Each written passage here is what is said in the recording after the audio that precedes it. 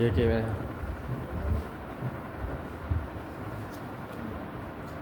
Apa benda boleh jadi?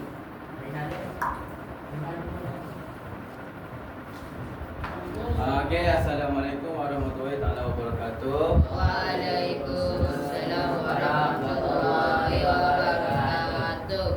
Okey, sebelum saya memulai KPDP kita pada hari ini, saya nak tanya dah.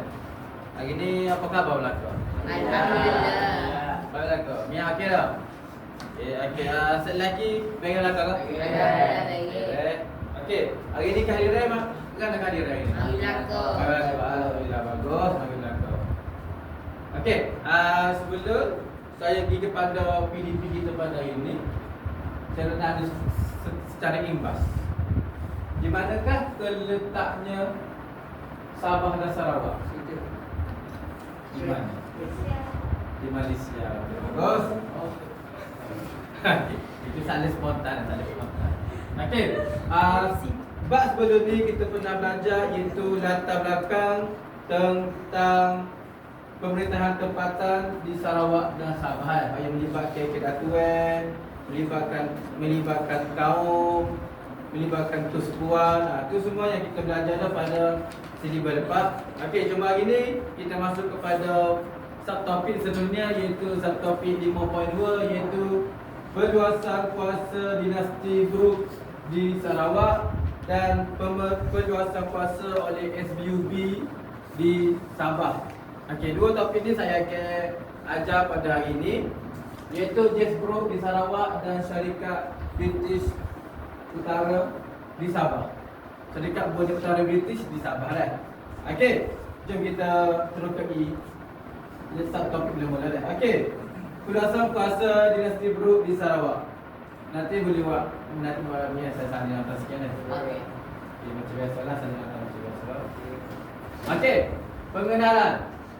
Perluasan kuasa barat di Sarawak telah dilakukan oleh pihak persendirian iaitu Jas Brooke, di mana kekayaan Sarawak seperti sagu, antimoni dan emas telah menarik perhatian Jas Brooke untuk menguasai Sarawak.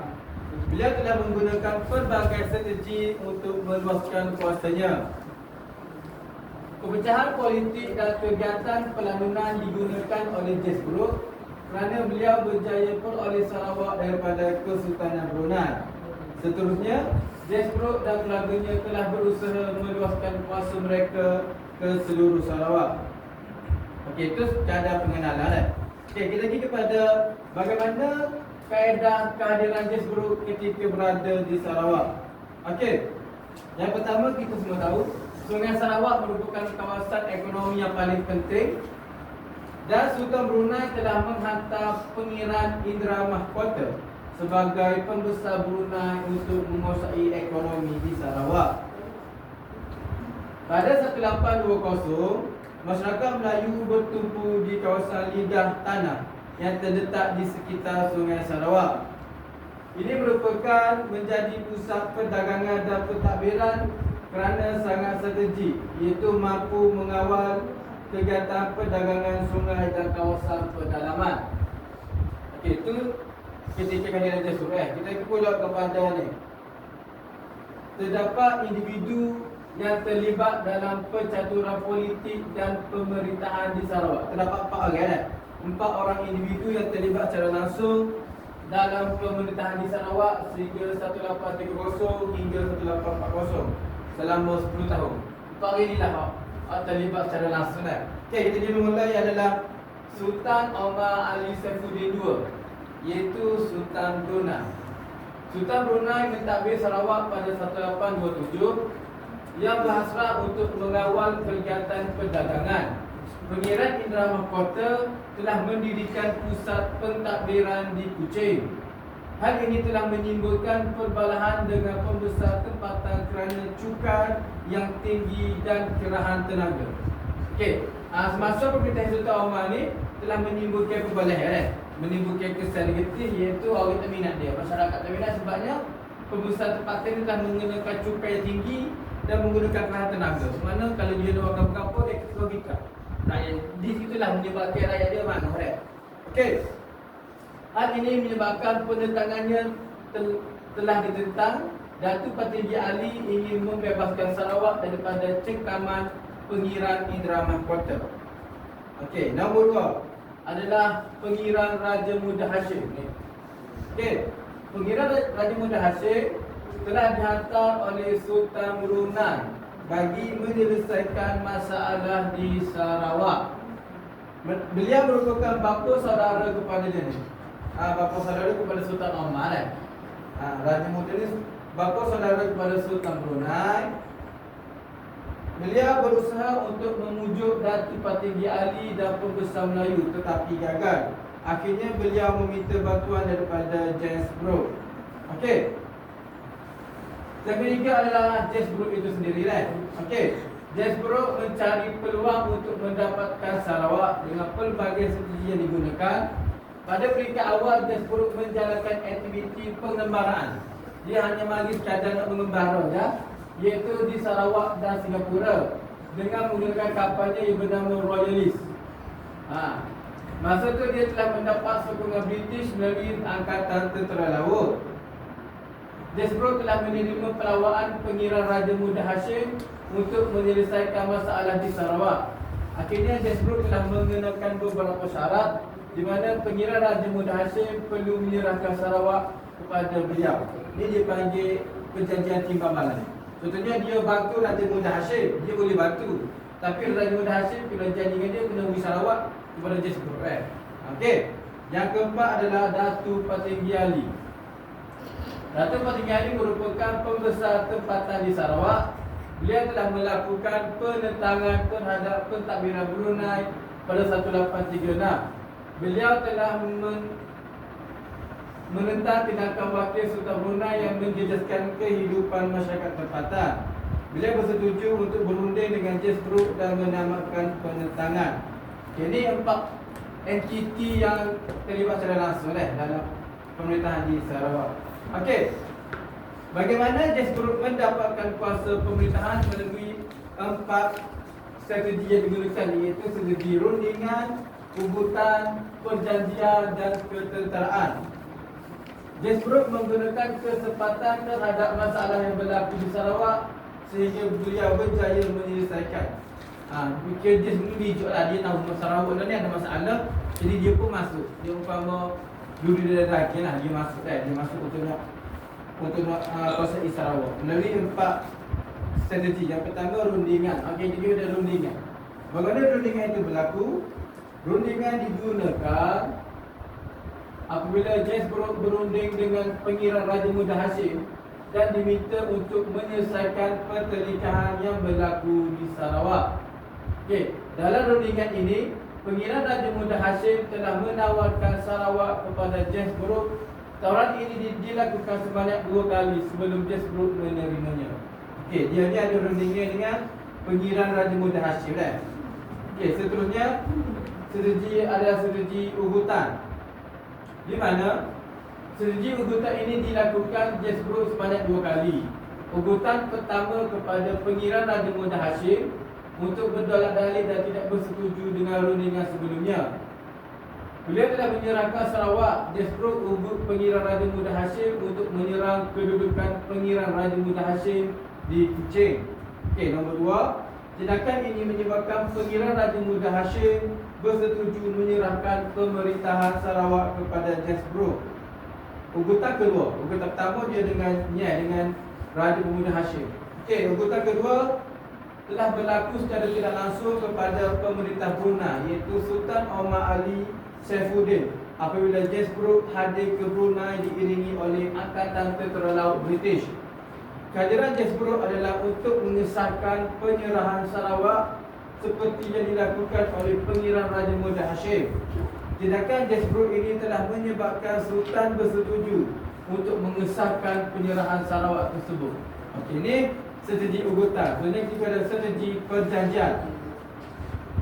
Ini strategi yang ketiga adalah strategi perjanjian, di mana James Brooke menggunakan perjanjian, iaitu strategi untuk meluaskan kuasa melalui 2 perjanjian yang penting. Iaitu perjanjian pertama adalah perjanjian 1841 di antara James Brooke dengan pengiran Raja Muda Hashim. Jasbro telah memerintah Sarawak dan menguasai hasilnya. Jasbro harus menghormati dan memelihara undang-undang serta adat Melayu. Itu pada perjanjian 1841. Sebenarnya tahun hadapan dia bermula perjanjian 1842 di antara Jasbro dengan Sultan Omar Ali Saifuddin, iaitu Sultan Brunei. Sultan Brunei telah menyerahkan Sarawak daripada kawasan Tanjung Datu ke Sungai Samarahan. Semua hasil pendapatan kawasan ini telah diserahkan kepada Jasbro. Jasbro mesti membayar usti tahunan $2,500 Sepanyol kepada Sultan Brunei. Jasbro tidak boleh mencampur tangan hal adat dan agama penduduk tempatan. Kawasan tidak boleh dipindah milik tanpa kebenaran Sultan Brunei. Sultan Brunei mengiktiraf Jasbro sebagai Raja Putih Sarawak. Kedua perjanjian ini membolehkan Jasbro untuk menguasai sebagai pemerintah Sarawak, menyebabkan berakhirnya kekuasaan Kesultanan Brunei di Sarawak. Okey, strategi yang keempat yang Jasbro guna adalah ketenteraan, di mana Jasbro turut menggunakan kekuatan ketenteraan untuk mendapatkan kuasa di Sarawak. Beliau meminta bantuan daripada ketenteraan yang diperoleh melalui sokongan kapal HMS Dido yang milik kepunyaan Angkatan Tentera Laut British. Kejayaan Jasbro ini hanya permulaan kepada penguasaan lebih luas, iaitu kawasan lain dalam kekuasaan Kesultanan Brunei. Kapal ini digunakan sebagai memerangi ancaman lanun dengan mengganggu perdagangan dan ketenteraman Sarawak. Okey, akhirnya Jasbro telah mendapatkan kuasa pemerintahan. Okey, dengan cara mana? Yang pertama adalah kekuatan tentera.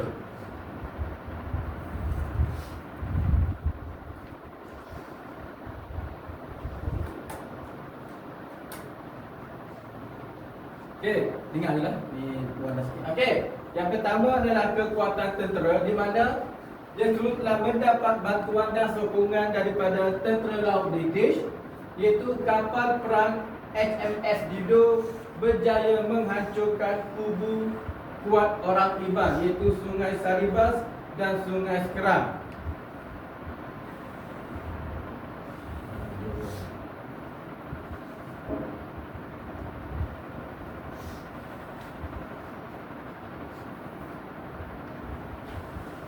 Okey, nombor dua, Jasbro telah menentang kebangkitan orang tempatan. Jasbro menganggap kebangkitan orang tempatan sebagai lanun. Jadi, Jasbro menggunakan alasan untuk mengenakan tindakan meluaskan kuasa di kawasan orang Iban sebagai tindakan yang sah dan mendapatkan sokongan British. Jasbro memperoleh sokongan sebahagian masyarakat tempatan. Jasbro telah mengambil kesempatan daripada pertelikahan yang berlaku dalam masyarakat tempatan, di mana Jasbro menyokong pengiran Matusin hingga membolehkan Jasbro memecahkan kekuatan masyarakat tempatan di Moka. Seterusnya, Jasbro telah menghapuskan tokoh tempatan yang menentang kedudukannya. Jasbro berjaya menyingkirkan tokoh tempatan yang menentangnya, iaitu Sharif Masahur, yang dituduh terlibat dalam pakatan menyingkirkan Brooke yang telah dibuang ke Singapura. Datuk Petinggi Abang bin Abang Kahar juga dibuang ke Melaka. Seterusnya, Jasbro memperkukuhkan pertahanan Sarawak, di mana benteng dan kubu telah dilengkapi oleh meriam, didirikan di kawasan yang strategik bagi mengawal kawasan tersebut. Kubu di Sungai Sekerang dibina selepas Perang Beting Maru tamat. Pasti ini bagi memerhati pergerakan kaum Iban Sekerang daripada menentang pentadbiran Brooke, iaitu kubu Fort James. Ranger Sarawak telah ditubuhkan bagi mengawasi keamanan dan pertahanan. Akhir sekali, Jasbro telah menerima sokongan kewangan. Dalam usaha meluaskan kuasa di Sarawak, Jasbro akhirnya memperolehi sokongan kewangan pemodal Eropah, iaitu Baroness Angela Burdeck-Krauss. Tengok, Jasbro ni memang dia dapat bantuan daripada British untuk menguasai Sarawak. Okey, ini dia adalah kronologi perluasan kuasa dinasti Brooke. Kita pergi satu persatu dah. Okey. Mula-mulanya dia berlaku pada 1841 di mana Jasbrook telah menguasai kawasan Kuching dari Tanjung Datu ke Sungai Samarahan. Sejak tahun 1840, Jasbrook telah berjaya menguasai Batang Lupa dan Sungai Saribas. Seterusnya pada tahun 1853, pendatangan orang Iban di Saribas dan Batang Lupa berjaya ditumpaskan. Beliau telah menggunakan alasan menghapuskan Lanun. Di Sadong, Batang Lupa, Saribas dan Kalaka telah berjaya diperolehi oleh Brooke. Separuh hasil pendapatan wilayah ini telah diberikan kepada Sultan Abdul Mumin sebagai balasan. Pada 1861, Sultan Abdul Mumin menyerahkan Sungai Rajang kepada Jasbrook. Bayaran $4,500 Sepanyol setahun kerana bantu menghapuskan kebangkitan orang tempatan, iaitu kawasan terlibat Oya, Muka, Tantau dan Bintulu. Sehinggalah pada tahun 1905, Kerajaan Sarawak peroleh hak terhadap Lawas. Sebelum itu dimiliki oleh SBUB, iaitu Syarikat Borneo Utara British di Sabah. Okey, itu untuk Jasbrook. Kita pergi kepada secara tidak langsung kepada perluasan kuasa Syarikat Borneo Utara di Sabah, iaitu di SBUB. Kita pergi secara pendek-pendek kan, Pak Masa tak ada. Okey, di SBUB di Sabah. Tadi di Sarawak ni di Sabah pula.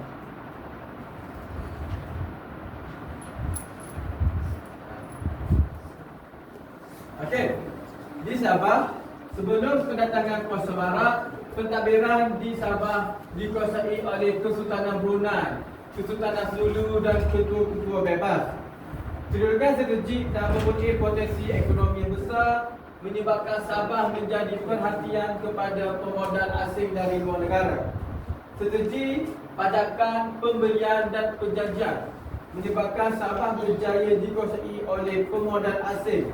Seterusnya dimiliki oleh Syarikat Borneo Utara British. Ini semua strategi digunakan. SBUB menggunakan strategi pajakan, pembelian dan perjanjian untuk menguasai ekonomi di Sabah.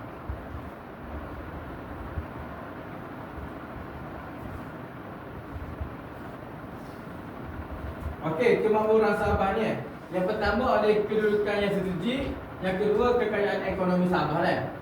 Kita pergi kepada kedudukan strategik ada 3, iaitu lokasi Sabah dan Sabah penting kepada aktiviti perdagangan dan pelabuhan di sepanjang pantai barat dan timur Sabah, menjadi tempat di mana Sabah kedudukan yang strategik.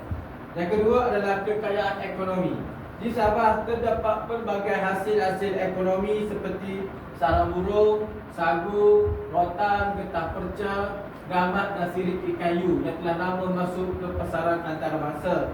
Barangan ini telah didagangkan oleh masyarakat tempatan dengan pedagang-pedagang asing yang datang ke Sabah. Sarang burung telah mendapat permintaan yang tinggi dalam pasaran di China. Keadaan ini menyebabkan pedagang barat berminat untuk mendapatkan barangan China, iaitu sarang burung, untuk menjadi barang dagangan yang penting untuk dibawa ke China. Kawasan dataran tanah lembah pula terdiri daripada tanaman seperti indigo dan kapas yang hidupnya subur, menyebabkan pertanian komersial biak dijalankan. Kekayaan dimiliki oleh Sabah ini telah menjadi perhatian pemodal asing. Mereka berusaha untuk meluaskan kuasa di Sabah. Peluasan kuasa ini agak unik kerana berbeza daripada usaha kuasa luar meluaskan kuasa di negeri-negeri lain di negara kita. Okey, tu okey. Perluasan kuasa di SBUB di Sabah dah kita pergi. Okey. SBUB telah melakukan kuasanya di Sabah melalui 2 matlamat utama, iaitu bagi membangunkan ekonomi melalui eksploitasi sumber yang ada di Sabah dan melindungi serta mempertahankan hak-hak masyarakat tempatan. Melalui piagam ini, SBUB mempunyai kuasa untuk mentadbir Sabah. Sir Rutherford Alcock telah menjadi presiden pertama dan Alfred Dent dilantik sebagai pengarah urusan. Kuasa sebenar syarikat berada di tangan kalangan pemodal di London. Di Sabah, sistem birokrasi diterajui oleh Governor dibentuk bagi pastikan syarikat mengaut keuntungan. Governor pertamanya ialah William Hook Hitcher. Okey, itu sedikit sebanyak perluasan kuasa SBUB di Sabah. Okey, seterusnya kita pergi kepada aktiviti. Aktiviti ni melibatkan aktiviti kumpulan. Jadi saya nak bagi kumpulan secara adil kepada 4 kumpulan. Saya bagi masa selama 3 minit untuk bergerak mencari kumpulan masing-masing. Okey, 3 masa untuk bergerak kumpulan.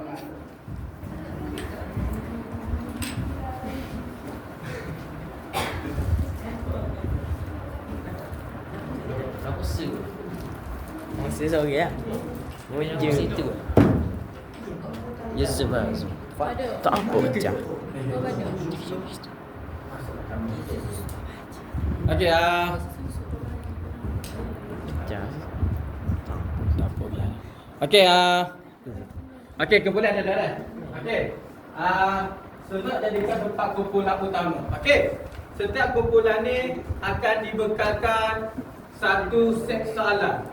Soalan perbincangan kumpulan yang mengandungi 8 soalan. 4 soalan daripada peluasan kuasa Jazz Group dan 4 soalan daripada peluasan SBUB di Sabah. Okey. Setiap kumpulan akan dapat 8 soalan dan 1 ruang jawapan. Jadi, setiap kumpulan tu tulis jawapan dalam ni kan? Dalam ni. Okey. Selepas siap ni, dalam masa 20 minit buat, kita akan berbincang kan? Okey, setiap kumpulan boleh ambil dan pilih macam kumpulan 1 depan ni, 2, 3, 4 kan? Boleh. Hakim 4, Duha 3, Izzah 2, Mia 1 kan? Okey. Saya akan bagi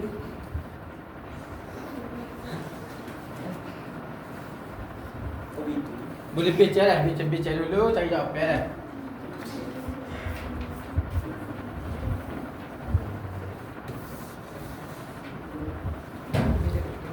Okay, boleh baca, boleh bincang dulu.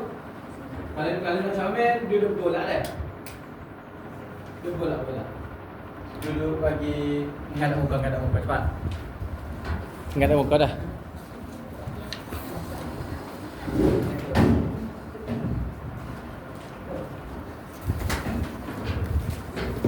Okay, boleh bincang, kalau tak faham, boleh angkat tangan, bagi surat.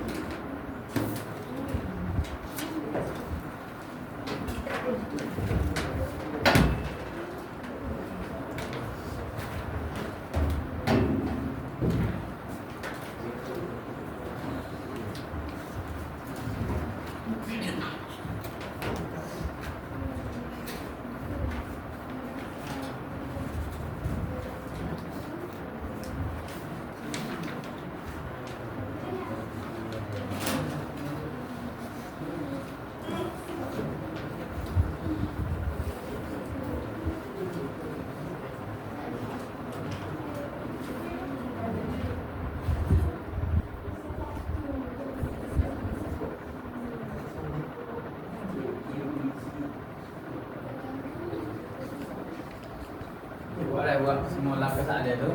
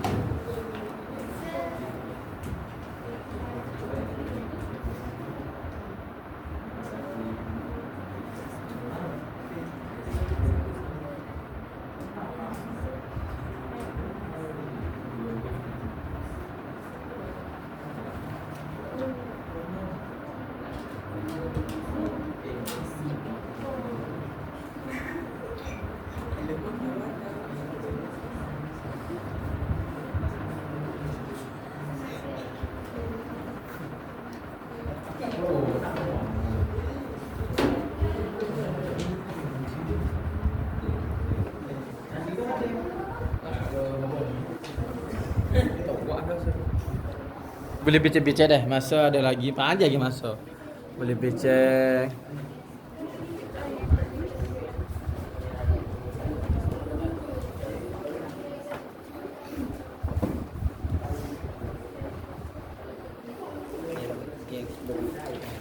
Ingin menguasai Islam.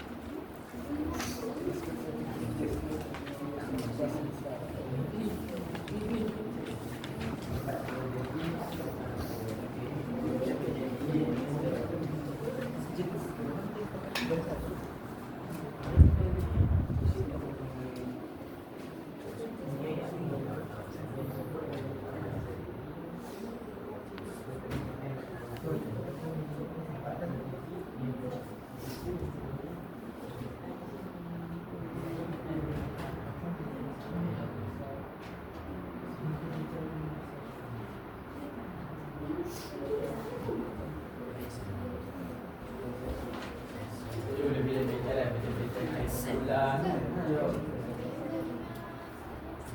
Tapi kau punya pilih. Apa kali tak apa? Tak apa tak apa.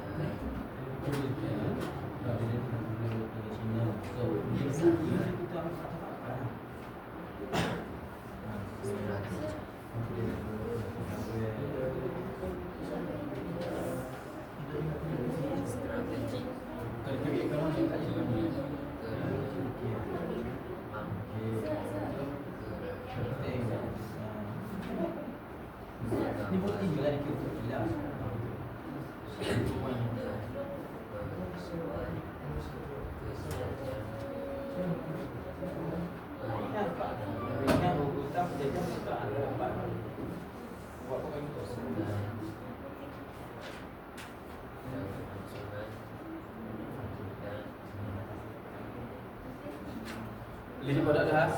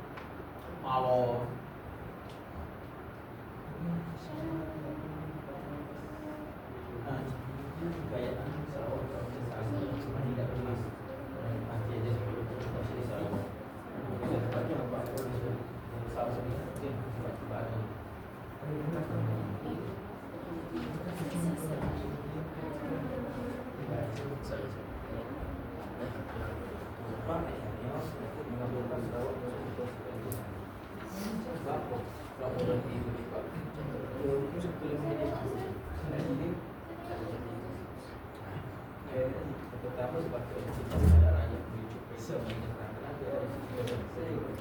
kita orang tempat pada paper dan sediaan ni betul kita terlalu medis ada justru dia pun memang di sini juga ada ni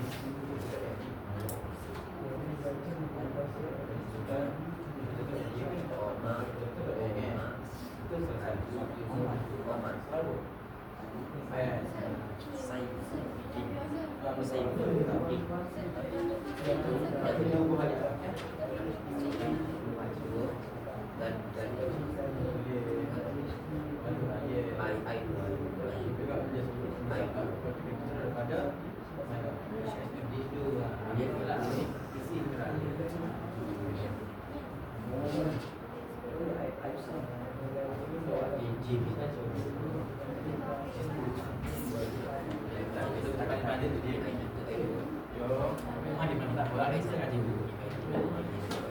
Maka tersambung dia akan berikan kepada PBB kerana sama.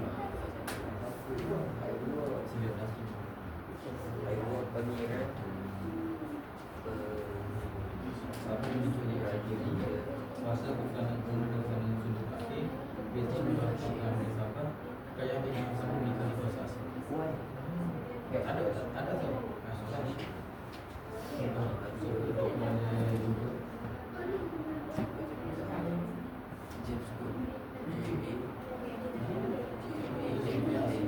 Dia tanya, saya dah. Jikanya pihak raja dia bukan PSBB tak ada Sabah. Ini saya Sabah ni sudah air asyik. Basic juga punya Sabah. Kuasa kesusahan dulu. Dia ada Sabah.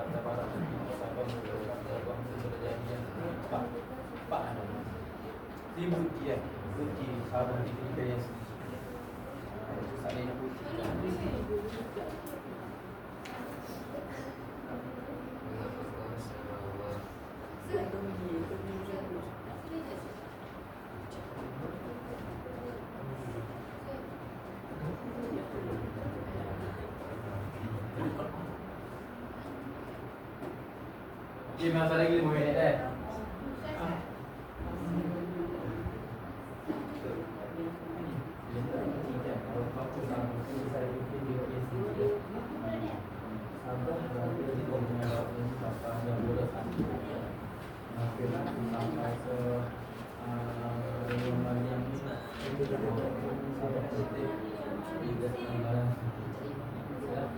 Sabah sampai ke Australia sampai Labuan sampai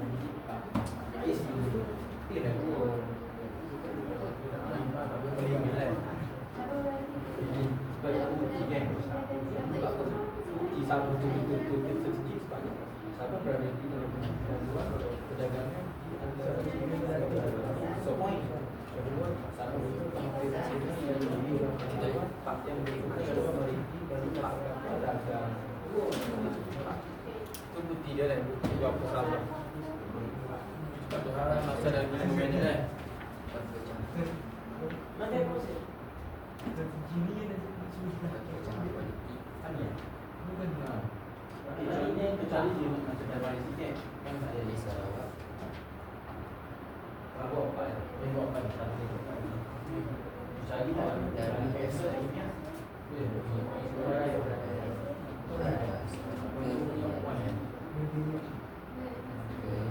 Pak masa 5 minit lah. Belum kita pergi kepada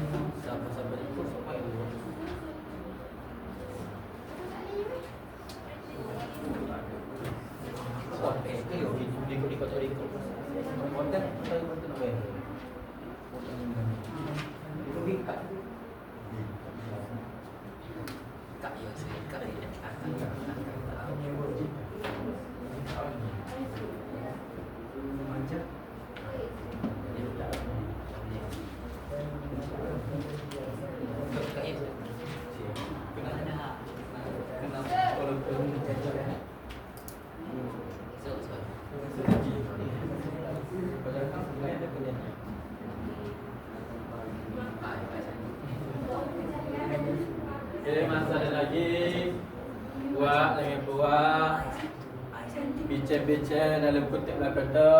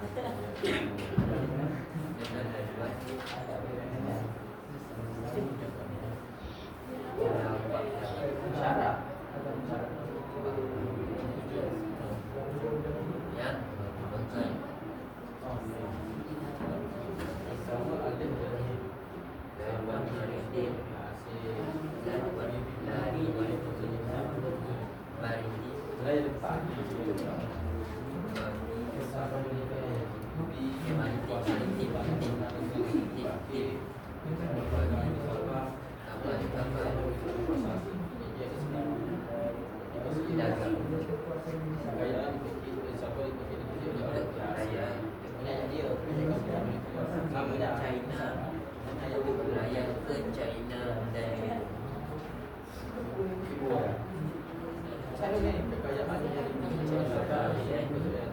kekayaan Sabah telah dimiliki oleh orang asing. Pak, masa lagi 2 minit.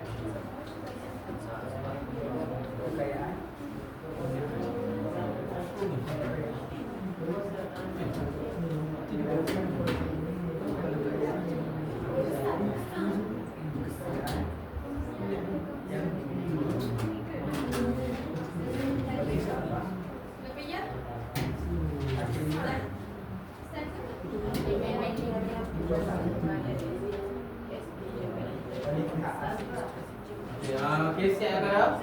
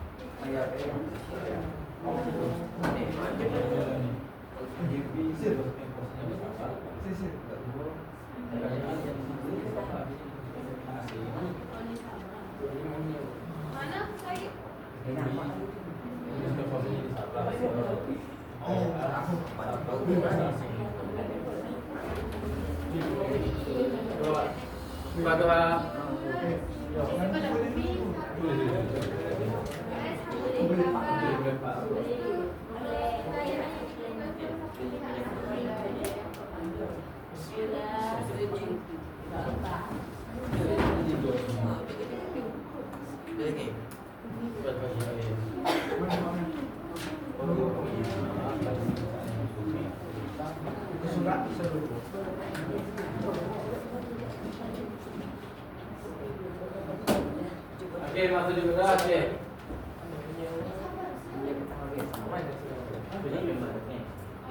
Okey, jom kita bincang. Okey, perbincangan ini kita lakukan dengan cara pemilihan secara random kan. Okey. Di mana saya guna roda impian untuk memilih kumpulan yang akan menjawab satu persatu soalan. Okey, soalan yang pertama. Mengapakah James Brooke ingin menguasai Sarawak? Kumpulan yang kena jawab, kumpulan dua.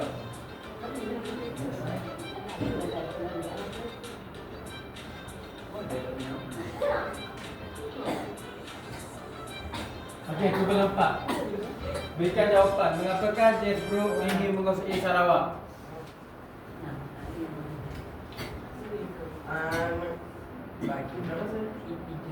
Mengapakah soalan 1? Mengapakah James Brooke ingin menguasai Sarawak? Ia dikarenakan kekayaan Sarawak terutama satu antimoni dan emas menarik perhatian disebut. Okey, betul. Tu bukan untuk okey. Di mana kekayaan hasil bumi seperti emas, antimoni, sagu dan kawasan yang terjadi untuk perdagangan. Okey. Soalan nombor 2. Soalan nombor 2. Sedarakan individu yang terlibat dalam percaturan politik di Sarawak pada tahun 1980 hingga 1989. Siapakah individu tersebut? 4 orang individu yang terlibat dalam percaturan politik di Sarawak. Okey, kumpulan 3. Okey, 4 orang tokoh tu. Baca nama, siapa dia? Tokoh. Okey, siapa gambar dia? Sultan Omar Ali Saifuddin II, Ya. Pangeran Raja Buddha Hashim, James Brooke, Ratu Peninggi Ali. Okey, betul. Tu bukan untuk bulan 2. Okey, soalan yang ketiga. Jelaskan strategi yang digunakan oleh James Brooke untuk meluaskan kuasa ke Sarawak. Okey, kumpulan mana yang kena? Boleh tengok. Okey, kumpulan 3 lagi. Kumpulan 3 bagus. Okey, kumpulan 3. Okey. Berikan 4 strategi yang digunakan. Rundingan, Pugutan, Perjanjian dan Kesetaraan. Okey, bagus. Kumpulan 3.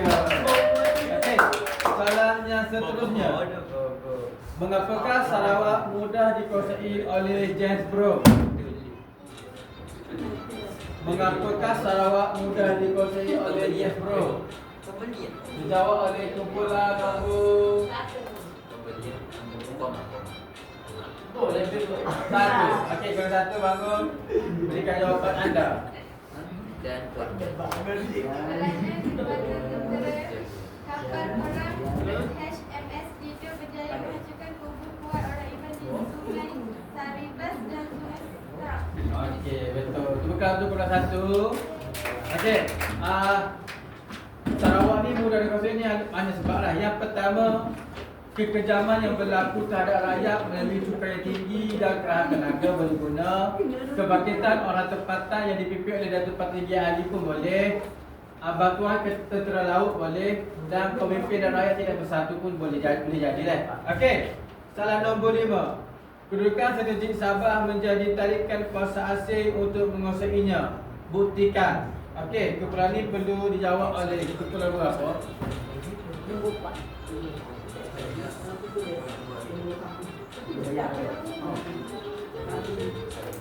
Yes. Okey, kepulauan 1. Boleh jawab untuk salah nombor 5. Bunyi rempak. Itu saya 2 kali tak Kedudukan strategik Sabah berada di tengah dengan haluan perdagangan di antara China dan Singapura. Okey. Satu je. Okey. Bagus temukan untuk kepulauan 1. Okey. Bukti ni dia ada 4 dah. Yang kedua, Sabah berhampiran dengan Pulau Palawan. Sabah penting dalam aktiviti perdagangan dan pelabuhan di sepanjang pantai barat dan timur Sabah merupakan pelabuhan usaha menjadi yang strategik. Okey, salah nombor 6. Nombor 6, senaraikan strategi yang digunakan oleh kuasa asing untuk menguasai Sabah. Dia ada 3 strategi dah.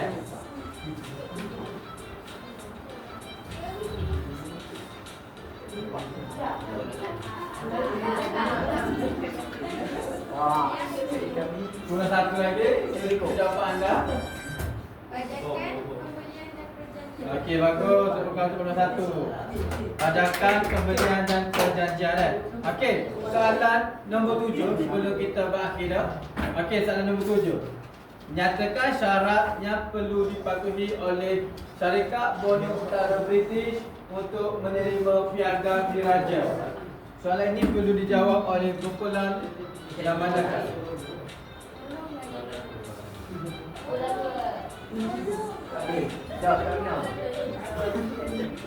Kumpulan 3. Boleh bangun? Okey. Nyatakan syarat yang perlu dipatuhi oleh SPUB untuk menerima piagam diraja. menerima penasihat British, Okey. perlu memelihara adat nizam, agama dan undang-undang penduduk tempatan. SPUB dalam memerintah Sabah dengan adil dan saksama. Yang ketiga, mesti melantik pegawai takbir daripada pegawai yang diakui British. Okey, bagus. Tepuk kamu untuk kumpulan 3. Ada Rezam dah. Okey, soalan yang terakhir, soalan nombor 8 Dia tanya sini, apakah kesan pemberian piagam diraja kepada SPUB terhadap Sabah? Ni kumpulan mana pun jawab dah? Dua. Kalau sudah dua jawab memang betul lah. Ya.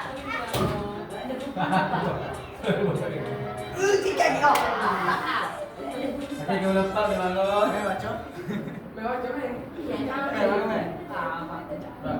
Sebab apakah kesan? SPUB bertindak meneruskan kuasa di Sabah.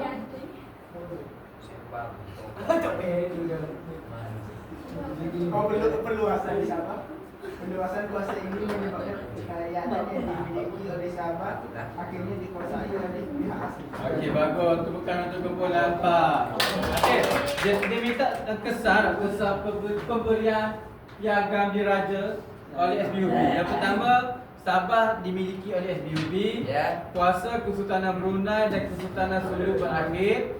British meluaskan pengaruh di Sabah. Kekayaan ekonomi Sabah dimiliki oleh kuasa asing. Okey.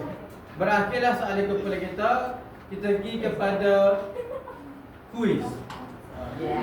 Okey, kuis macam biasa kuis. Dah individu. Kuis ni individu lah.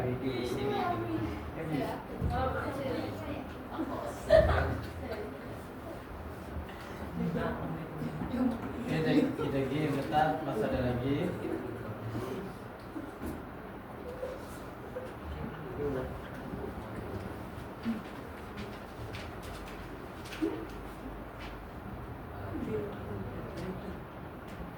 Ya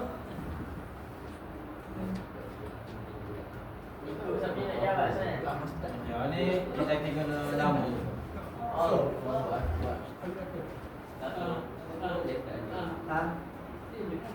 Yang ni untuk nama kumpul lagi.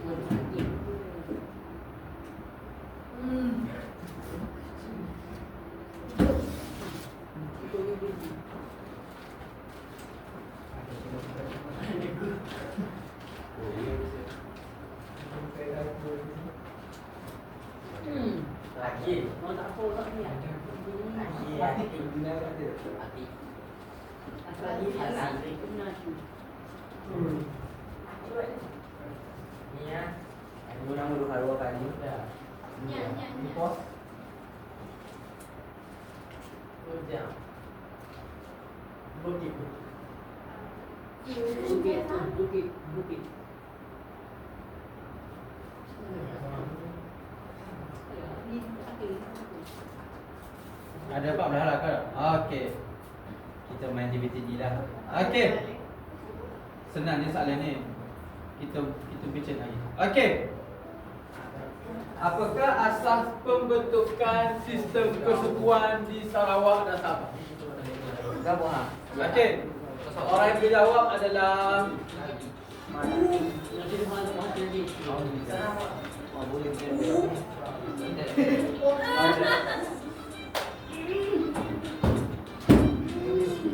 Kak Mia, okey dia boleh bangun. Apakah asal pembentukan sistem kesukuan di Sarawak dan Sabah? Kepatuhan kepada Adam. Okey, betul. Tepuk tangan untuk Mia. Okey. Soalan seterusnya. Apakah gelaran untuk pentadbiran kawasan di Sungai Sarawak? Orangnya adalah. Okay, ready?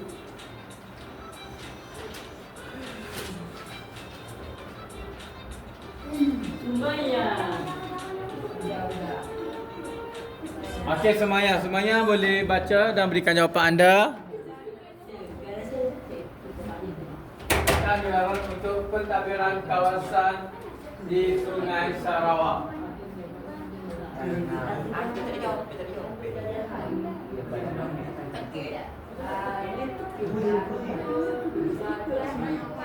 Satu bandar. Okey, bukan untuk Semaya.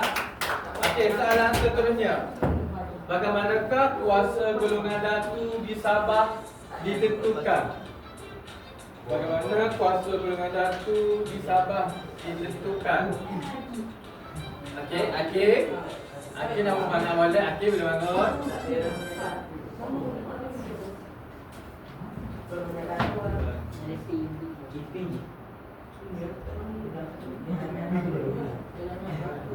Dominika bilangan hamba. Okey, betul. Tepuk tangan untuk Akif. Okey. Seterusnya. Apakah perjanjian yang telah menamakan kekuasaan Kesultanan Brunei di Sabah?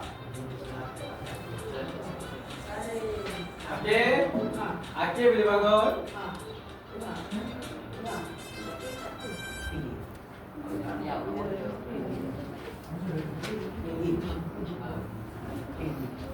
Okey. Apakah jawapannya? Apakah perjanjian yang telah menamakan kekuasaan Kesultanan Brunei di Sabah? Ada 3 perjanjian, 1841, 1842, 1843. Kalau di Sarawak kalau di Sarawak 1841 dan 1842. Di Sabah, perjanjian yang berlaku di Sabah dia berapa?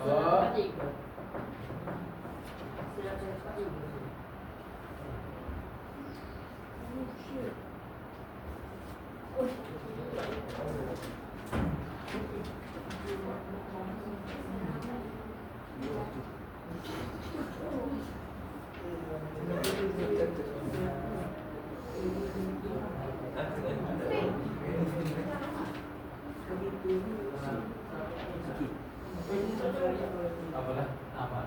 Okey, dah beres setelah 42 dah. Okey.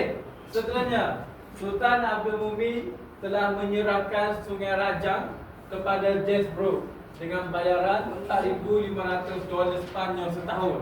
Mengapakah baginda bertindak sedemikian? Okey, orangnya adalah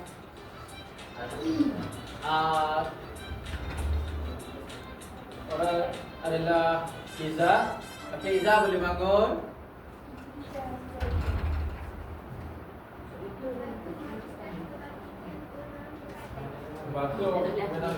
Okey, betul tukar Iza. Okey, seterusnya, mengapakah British meninggalkan Pulau Balambang pada bulan November 1805? Orang yang berjawab adalah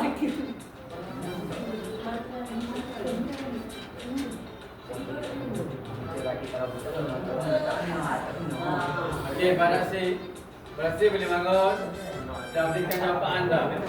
Mengapakah British meninggalkan Pulau Balambang pada bulan November 1805? Serangan Lanun. Okey, betul. Tepukan untuk Barasi. Okey, seterusnya, siapakah pembesar tempatan yang memimpin penentangan terhadap pentadbiran pengiran indera mahkota di Sarawak? Jasbrook ke, Datuk Petinggi Ali ke, ataupun Syarif Hakim? Syarif Masahu. Okey, Mia.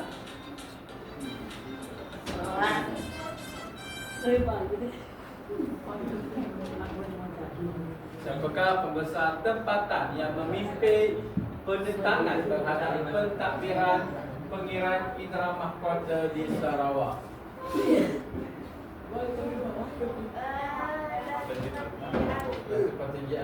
Okey, betul. Tukar untuk Mia. Okey, seterusnya, soalan nombor 8. Siapakah Gabino bersama Syarikat Borneo Utara British di Sabah? Okey, orang yang bertuah adalah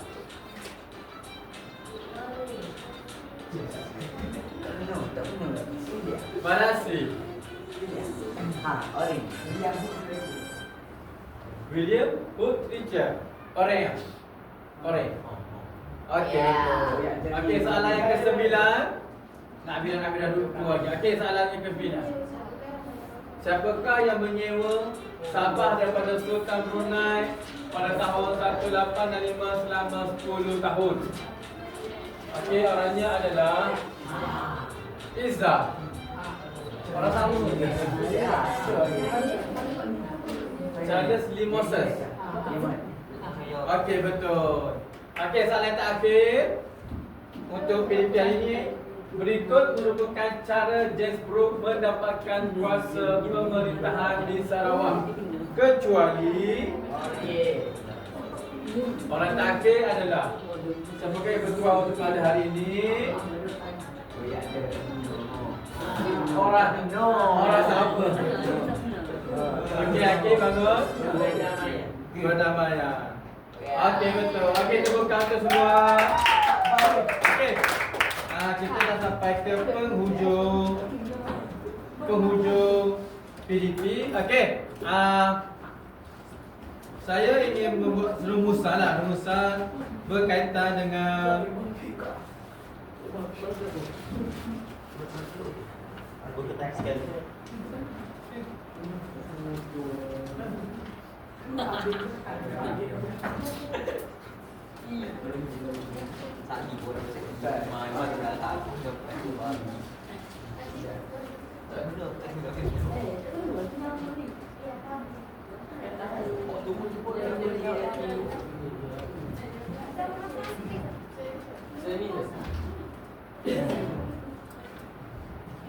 okey.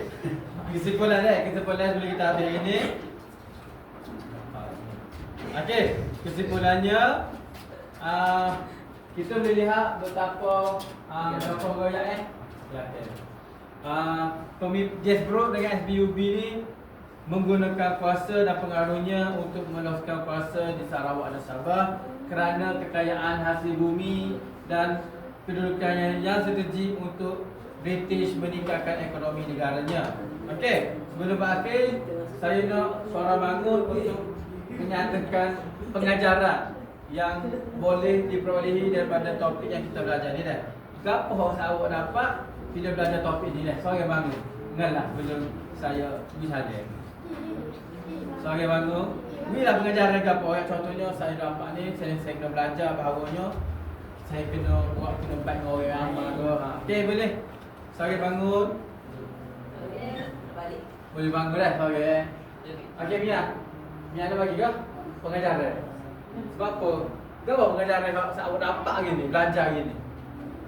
Mesti ada pengajaran, tak kira belajar saja. Gitu lah. Cuba ada. Jangan duduk, biasa cikgu kepilih duduk kalau. Sebab pengajaran, kenapa awak dapat? Pengajaran, kenapa awak dapat hari ni? Sebab pengajaran. Sebab, okey, contohlah, contoh pengajaran yang kita boleh dapat ini pentingnya hubungan diplomatik antara dua negara. Dengan cara bila kita ada masalah, kita akan cari orang lain untuk bantu kita. Boleh juga.